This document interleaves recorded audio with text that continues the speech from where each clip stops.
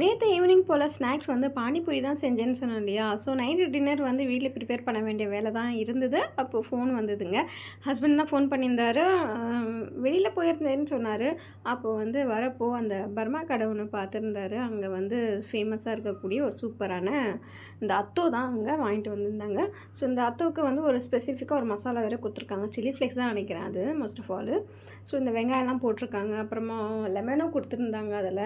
அதுக்கப்புறமா அதில இருக்கிறது மெயின் ப்ளஸ் பாயிண்ட்டே வந்து அதில் கொடுக்கக்கூடிய அந்த தண்டு சூப்பு தாங்க. ஸோ அந்த தண்டு சூப்பே பார்த்திங்கன்னா தனியாக வந்து வாங்கி கூட நம்ம குடிக்கலாம். அப்புறமா வந்து பேஜோ அதாவது முட்டை இருக்கும் பார்த்திங்களா, மசாலா முட்டை, மசாலா எக்கு பேஜோன்னு கூட கேள்விப்பட்டிருக்கேன். அதுதானா அப்படின்னு எனக்கு தெரியல. ஆனால் அந்த முட்டையவும் வந்து சாப்பிட்லாம். சூப்பரா இருக்கும்னு சொன்னாங்க. அப்புறமா வந்து நம்ம வீட்லயே இருந்த லெமன் வந்து ஆஃப் லெமன் வந்து போட்டு நல்லா பிழிஞ்சு அந்த வாழைத்தண்டு சூப் இருக்கு இல்லையா? அதையுமே போட்டு சாப்பிட்றதுக்கு ரொம்பவே அருமையா இருந்தது. ஸோ இது ஹெல்த்தா இல்ல ஹெல்த்தி கிடையாதா அப்படின்றதெல்லாம் எனக்கு தெரியல.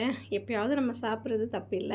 ஸோ சடனா அந்த சைடு போனதுனால, அதுவும் அந்த பர்மா ஃபேமஸான ஃபுட்டு நெறைய பேர் இருந்தாங்க. டேஸ்ட் நல்லா இருந்தா தான் அந்த கடையில வந்து எல்லாருமே வாங்குவாங்க.